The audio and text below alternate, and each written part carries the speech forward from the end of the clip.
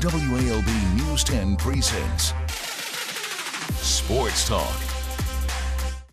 I hope everyone is staying warm out there. I heard it's supposed to get a little bit warmer tonight. I heard 45. It's much better than 25. Thursday, January 18th, second episode of Sports Talk. And yes, I am solo today. The girls absent on this Thursday evening. I want to know who lied to me. This cold weather down here in the South, it isn't supposed to be a thing. I might have to get a blanket for the set or something. No, not cool, not cool. South Georgia is not supposed to be like this. No blankets needed for the Monroe Golden Tornadoes lately, though. After winning 12 straight, the Golden Tornadoes finally taking an L. That's right, earlier this week, the Patriots maybe catching Monroe in a little bit of a fatigue state. Beat them Tuesday night after Monroe was coming off their overtime win on MLK Day against a tough Calhoun County team. The loss is the first loss to any other team this season by the Golden Tornadoes, except for Lee County. That's the only team that beat them. Monroe remains unbeaten in the region as they work through the back half of what is a tough stretch of games. You know that, and I think the guys are getting battle tested. And that's another thing. Calhoun is a tough team. Basketball classification don't matter, man. You got 5 guys out there that can go. You're going to have a good chance of winning. So we had a real good stretch right here. We had Doherty on Friday, Calhoun tonight. We go to West Stoughton, and then we go to Carver. They're undefeated. So it's a tough stretch. But like I'm telling the guys, it's a good example of region tournament and playoff stretch. So if you can win in a row like that with tough opponents, it's good. Perhaps the toughest test of the season comes this Friday night when they travel to Columbus to play an undefeated Carver team. Now, of course, before we turn to what's next for the Golden Tornadoes, there were some milestones reached on both the girls and the boys team for the green and gold. It started with Justin Burns. He scored his 1,000th point. That's right, you said 1K, a feat he attributes to all the hard work. Monroe's leading scorer helped the Golden Tornadoes to their 12th win on Monday. Even more impressive, the 2 wins coming against Doherty and Calhoun County over the last week. Burns kept it all business after the accomplishment. No big ceremony because him and his squad are in the midst of the toughest stretch of the year. Yeah, great. I started off rocky. I really wasn't worried about 1,000, but it came to me towards the end. It means a lot because so proud of him. It's been a long journey, and he's finally made it. He's a phenomenal player. And it's truly remarkable for a guy that made a commitment to the program and to finally reach that milestone. It's real significant. Joining Burns in the 1K club is senior Ciara Lunsford. Lunsford dropped 21-13 in a win over Westover. The 4-year starter has been the anchor for Monroe over her time at the program. Her senior season, she is mentoring 2 of the best young freshmen around in KJ Acree and Taylor McKenzie. The Golden Tornadoes are 12-6 to start the year, and with each game they gain experience, a deep playoff run is more and more likely. Now, both the girls and boys playing well. The guys in the middle of the toughest stretch, as I mentioned, and that stretch is going to come to an end Friday night. And if the Golden Tornadoes can capture the road win against Carver, finishing 3-1 in the 4 games, Coach Hoffpower and his squad have to feel good about where they stack up in 3A. And of course, it should be a good one tomorrow night. So much more to come on Sports Talk. It's been a busy week in high school basketball. Some big-time matchups over the holiday weekend. We're going to recap all of that and take a look at our first rankings of the new year on the boys' side. Stay with us. Monroe wasn't the only team in action at the MLK Classic on Monday. Talk about a star-studded field. Both girls and boys teams, some of the best in South Georgia. Doherty, girls led by Jaja Chambers. Doherty and Early County boys in action battled it out themselves. Lee County, shorthanded, took on a very stout Valdosta team. And of course, the nightcap was that Monroe versus Calhoun County overtime thriller. For years, MLK has always played host to events on the hardwood featuring the best teams, and this year's didn't disappoint. We're midway through January, and the high school basketball landscape is starting to take shape across the state. In the South, classification means very little. This year, it has truly been any given team on any given night. Tonight, we're going to take a look at our first WALB rankings of the year, and we're going to do it on the boys' side. Sitting at the top, the defending 6A state runners-up, Lee County, 2 quality wins over Monroe, and despite some injuries, just 3 losses on the year. Doherty trying to fill the void of Maurice Davis. They've been tested early, but their veteran presence gives them an edge over most teams, and some unfamiliar squads round out the top 10. Clinch County 9-2 to start the year. won 9 straight after losing the season opener. They fell short to Charlton on Tuesday, and the Bobcats struggled to find it offensively against Doherty on Monday, but Jabril Lindsley's big performance against Randolph Clay has them sitting at 10-6. Now, some of the teams on that list are no stranger to being ranked high, especially here in South Georgia. The hope for most of them is to finish the job. Many teams from around the area sailing through the regular season a year ago, but came up short in the postseason. Definitely the case for high-flying Calhoun County. The Cougars, there is no questions when it comes to offense for Coach Shaw's guys. The question will continue to be, can they get stops when they need them? The Cougars already have wins over Mitchell, Early, and Seminole County, and slim losses to Doherty and Monroe show this team can compete at all levels and, of course, is going to be a force in the playoffs. The Eagles may not have been able to handle Calhoun earlier this year, but this Mitchell team is talented from top to bottom. Landon Quimbley acting as the floor general, and their spacing and ability to shoot it from 3 with Andrew Haynes causing fits defensively for most teams. Mitchell doesn't have some of the resume as other top teams, but the recent 10-point win over Seminole County on the road was a good measuring stick. And I mentioned the Trojans earlier, and the Trojans probably have gone under the radar a little bit this year, but I'm not sure why. They returned a number of key contributors, and the addition of Braden Moore might be the piece that puts Lee County over the top. The junior has the ability to take over games and can be a go-to guy in situational basketball. The growth of Josiah Parker and, of course, the steadiness of Usman Kroma, and I think this squad could contend for a title again. Now, one of those new squads on the map I mentioned is the Early County Bobcats, and this week they had a big win in the pit on the road at Randolph Clay. It was off a back-to-back where they didn't play well against Doherty, a win Coach Randy Issam felt was much needed. First of all, I want to give honor to God, because He's ahead of our lives. We talk to the boys all the time about trying to stay focused and to believe in each other. And the 10-point lead was them coming together and relying on each other and being in place when the other one need to make a play. You better help make sure he can seal that play and be successful. So the main thing we're trying to do is continue to build toward February and to make sure we're playing together and we're uplifting each other and playing hard together and staying focused. The thing about it, we felt like that we should have took care of business the first time, but everything happened for a reason. They came in yesterday and we talked about playing at the MLK Classic, and when we got on the bus, they understood what we need to do. And the main thing is we got to be up-tempo. So I think after yesterday loss to Doherty, the boys realized what Coach been saying. And I just thank God that they starting to visualize what I have the vision that they could be. The Bobcats are about to enter their toughest stretch of the season, facing Terrell, Calhoun, and Mitchell County over the next 7 days. Still to come on Sports Talk, we are breaking down the start for some of the best college programs here in South Georgia and a look ahead to Hall of Fame weekend in Valdosta. Don't go anywhere. We're back after the break. A rough December left the Titans looking for answers entering 2024. We haven't talked a lot about Albany Tech this year. After dropping 5 of 6, the Titans entered Wednesday winners of 3 straight, looking to continue their winning ways against Central Georgia Tech. Morgan Jackson has both the men and women's action from last night. Exactly 2 weeks ago, Albany Tech and Central Georgia Tech met right here at Hyper Gym. After going up 3 heading into the final few minutes of play, the Lady Titans fell by 1 tonight. They were looking to right their wrongs and get back in the win column with a victory over their conference opponents. Lady Titans trying to pull away early. Denia Evans blowing past the defender. Evans dishes it out. One more pass to Jakia Little. There was nothing little about her performance tonight. She finished with a double-double, 24 points, 11 rebounds. 2 minutes later, the Titans, Tamia Gaddis, returns the favor. Little on the rebound, and Evans does the rest. The Lady Titans saw a lead as big as 20 in the second, but out the half, the Trojans go on an 8-2 run. India Johnson on the release.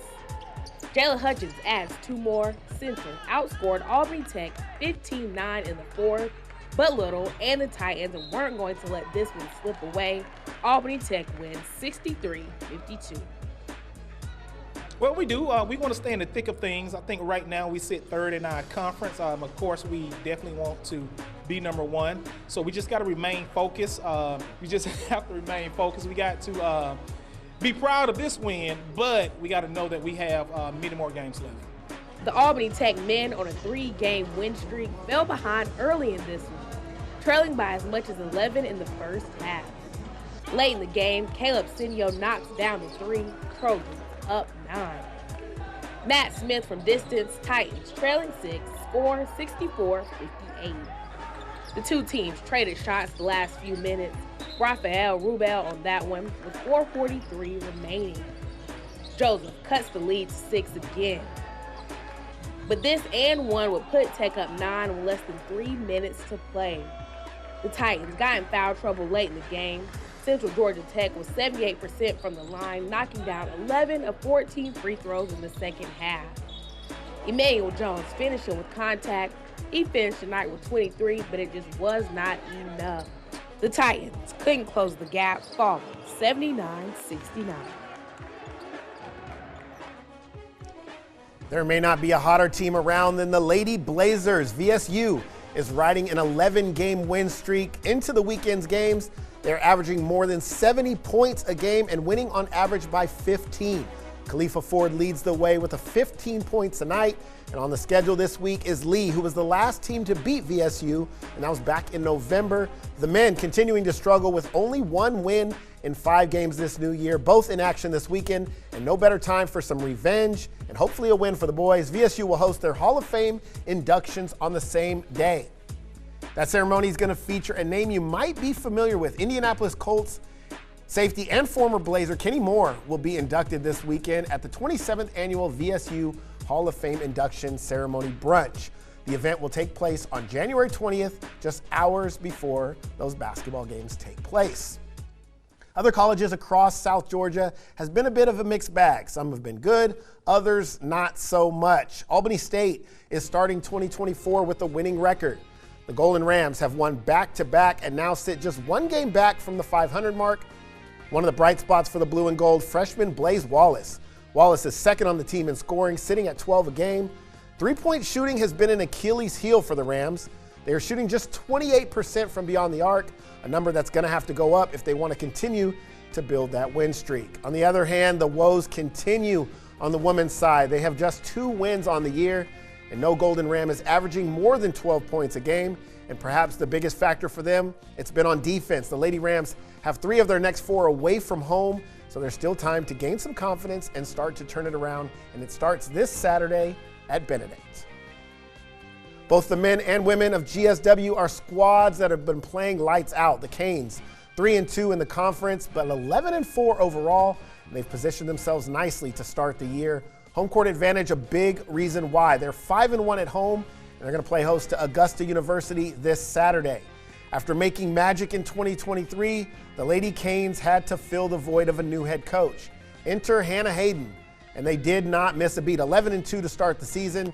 Winners in 10 of their last 11. And the Lady Canes are coming for the conference once again. Deshanti Simmons leading the way, and this team plays together and is gelling, and we can only imagine what it's going to look like come March Madness time. And it's truly been impressive to watch what Coach Hayden has done, and it's never easy. Anytime you transition to a new coach, you might find there's a little bit of a gelling period, but she and her squad has made it seem seamless. All right, still to come, I'm talking NBA trade deadline, who are the top targets, and the ideal partner for the Hawks, plus a look ahead to some action taking place this weekend in high school hoops and the NFL. Stay with us.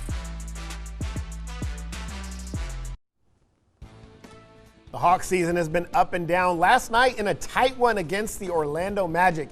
Orlando tied it up late, and the Hawks had some magic of their own thanks to DeJounte Murray. Murray is going to come up the court, and he's going to hit the game winner and give Atlanta the 2-point win. It was much needed. The team has been dealing with trade rumors regarding Murray, as well as Trae Young, and of course so much more. Coach Quinn Snyder was pleased with the effort and overall performance from his guys. We were unselfish, we competed, and we were really connected. And I think, getting the win, it's a really good win because it was an affirmation of those things. Obviously some things that we can do better, and that's usually the case.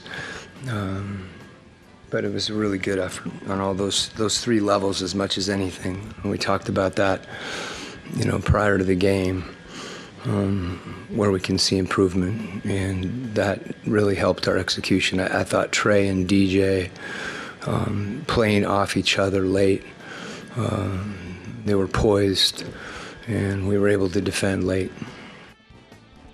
Now, before we get into what Quinn Snyder just said, because I'm not sure I agree, there is a programming reminder. You can now watch some Atlanta Hawks games on the CW here in Albany.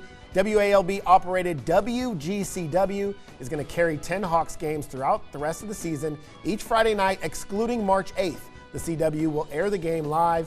Game number 2 is this Friday night when the Hawks travel to Miami to take on the defending Eastern Conference champion Miami Heat. Coverage starts at 7 on the CW, simulcasting coverage on the Peachtree Sports Network. Now, the NBA trade deadline's fast approaching, and we had the first big move of the year when the Toronto Raptors sent Pascal Siakam to the Indiana Pacers. Let's look at some of the top available players at this year's deadline before we talk about those Hawks. Zach LaVine of the Chicago Bulls, point guard, is available. Bojan Bogdanovic of Detroit. Jonathan Kuminga, the Golden State Warriors. A key name here, Kuminga could be pivotal in some of these trade talks. We could see 3-team action. Maybe you see the Hawks get in on a Kuminga trade, somebody that can defend and play on the perimeter. And then D'Angelo Russell, many rumors about D'Angelo Russell possibly being moved, and maybe DeJounte Murray replacing him in Atlanta or in LA from Atlanta. There's a lot of names out there. These are just 4 of the top names. For the struggling Hawks, the deadline should be an active one, and Atlanta will be open to the possibilities. So I decided to put on my GM hat and to give my 2 cents on what the best thing for Atlanta to do here is. Quinn Snyder said that the combo of DJ and Trae Young looked good. In a perfect world, it hasn't looked good for the course of a year and a half now. So I'm the Hawks. I'm moving Trae Young instead of Murray, but I don't know if Atlanta has it in him to move Trae. Murray is so good on both ends of the floor, and I'm not sending him to a contender. Brooklyn is my ideal spot. They have plenty of draft capital from the Durant deal. You could get Nick Claxton for some defensive help inside, and Doris Finney-Smith, who can shoot it, play defense, and shooting and defense has to be a priority, of course, here in the Peach State. So much going on this weekend. NBA, obviously the trade deadline, the NFL, big-time high school basketball, and we're going to start there with our weekend slate. Let's take a look about what is coming up this week. Monroe, as we mentioned earlier, taking on a Carver team that is undefeated on the year. It's going to be a tough one for Monroe. Tift County and Houston County. Clinch and Turner, a big one. I'm probably going to be at that game.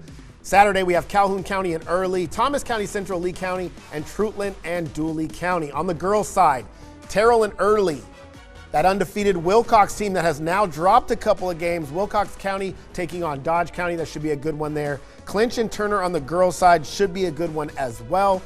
Colquitt County, Richmond Hill, Westfield and Deerfield Windsor, who continues to put up big numbers, and Montgomery County and Turner County. All right, let's take a look at the National Football League schedule this week. 4 big-time games, and I know you do not see my Dallas Cowboys on there. Unfortunately, the Dallas Cowboys brought me to my knees in tears this past weekend, took the L, but we do have 4 big-time games, 2 on Saturday, 2 on Sunday. So as we round out this show, I thought that I would go ahead and make my picks for this weekend's NFL action. We're going to start with that first game on Saturday. It's the Baltimore Ravens. It's the Houston Texans. Look, Baltimore has been the #1 seed all season long. Lamar Jackson, probably the MVP frontrunner.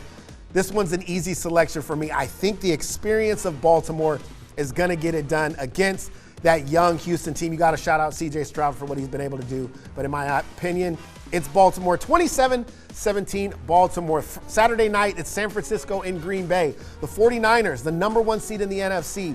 Green Bay knocked it off my Dallas Cowboys. There's no way. These are the 2 worst teams I can imagine.